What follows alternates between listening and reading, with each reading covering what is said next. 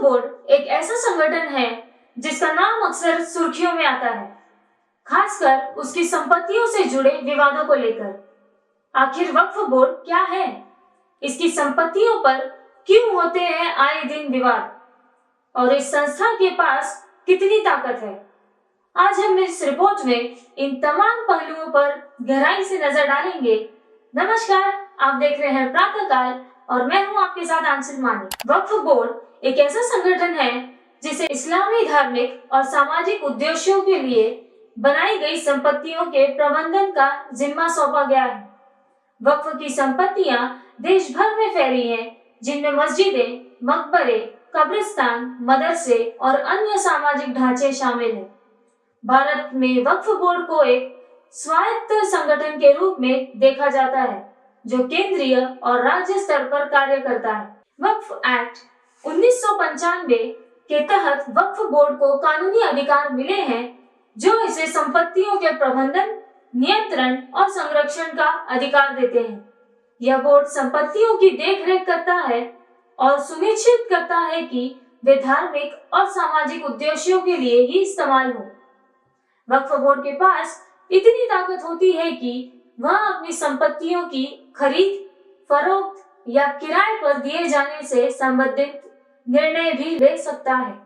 इसके साथ ही वक्फ की संपत्तियों से होने वाली आमदनी का इस्तेमाल भी सामाजिक कल्याण में किया जाता है। वक्फ बोर्ड की संपत्तियों से जुड़े विवाद कोई नई बात नहीं है।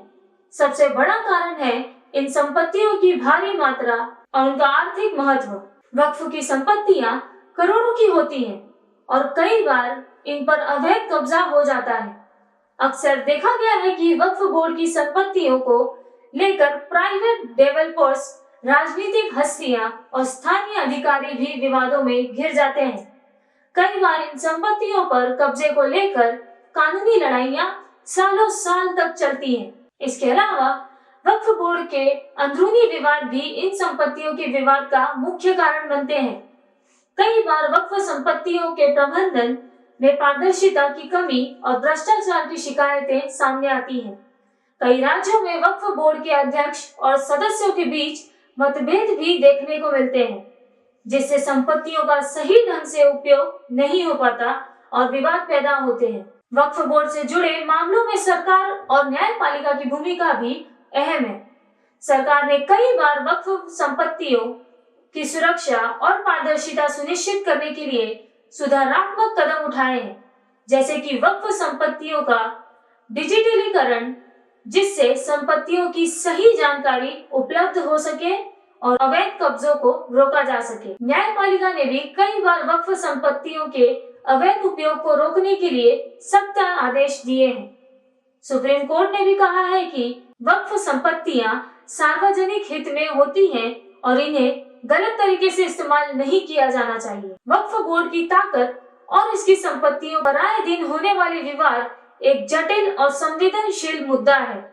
वक्फ संपत्तियों का धार्मिक, सांस्कृतिक और सामाजिक महत्व बहुत बड़ा है, लेकिन इनसे जुड़े विवाद इनकी उपयोगिता पर सवाल उठाते हैं।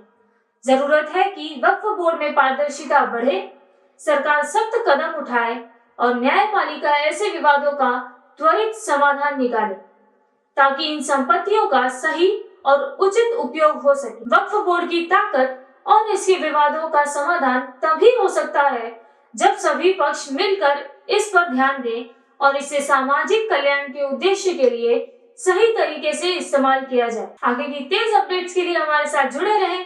देखते रहिए प्रातःकाल। अपना ध्यान रखिए। नमस्कार।